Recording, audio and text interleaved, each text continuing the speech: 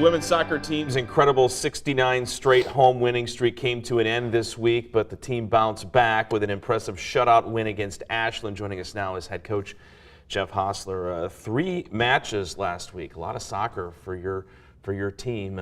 2 big wins, but kind of overshadowing that is the loss to Ohio Dominican on Friday to break the 69 match win streak you had at home. Talk about that one in particular, because that's kind of the storyline of the week. Yeah, obviously a very difficult result to deal with Friday night. I don't think we played our best. I think we did. I think we deserved better than the 1-0 loss. But it was a tough week. It was obviously a physical match, an emotional match, and I think the girls rebounded well on Sunday.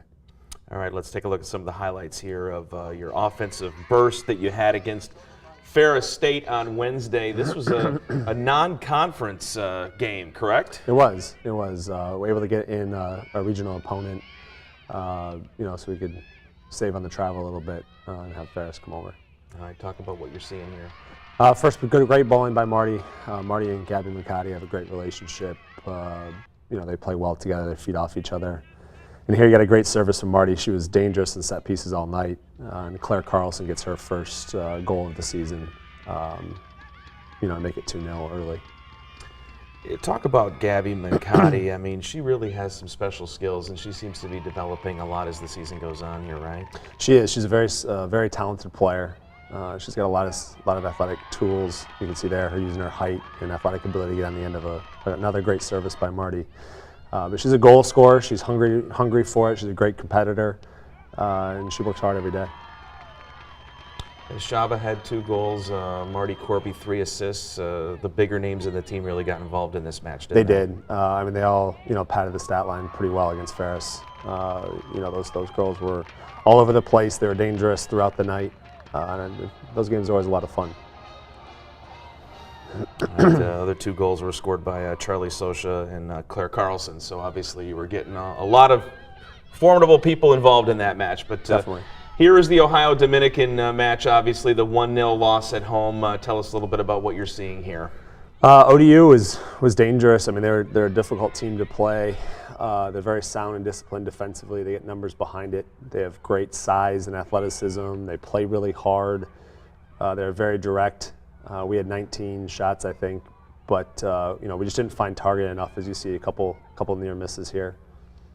A couple of no calls in the first half with Shaba and Quinn getting kind of tackled in the box. You remember those plays? Can you kind of talk about that? Yeah, the one you just saw there. I mean, Maddie Reynolds did a great job, touched her on the goalkeeper. I mean, that's a penalty kick every day of the week. Right before the half, could have certainly changed the complexion of the second half. How much did the weather kind of play, do you think, into it? It was kind of an on and off rain throughout the evening. Yeah, I think it allowed them to play their style a little bit more effectively. They're very direct, looking to play big balls in, and when the weather doesn't cooperate, it's not as easy to knock the ball around and be possession based like we want to. But we still just, another narrow miss there. That was kind of the story of the night. We were just inches away all night long, and they had the one chance that they capitalized on. Now, you had a few opportunities against the wind. You were not able to convert on those. How much do you think the wind may have played into a factor into this game? A little bit, especially in our longer range shots, allowed them to kind of put numbers into the box a little bit more because we weren't going to be a threat from distance. All right, nice comeback win here. The highlights against Ashland from Sunday afternoon. Your girls had to erase what happened on Friday night really quick. 48 hours later, you had this one. Nice comeback win for you. It was. Here you see Bounds and Klunder, best friends, roommates, connected with each other early in the match after we'd gotten off to a fairly slow start. I mean, it was a lot to ask of the group to play 3 games in 5 days and then also deal with the emotions of the loss Friday night. And I give them a ton of credit for being able to do that and come out and execute and put together a good result on Sunday. How much do you think fatigue may have been a factor in this game, even though they overcame it? I think it was a big factor. Yeah. Especially the emotional side of Friday night's loss and dealing with the emotions Saturday and even Sunday morning going into the match.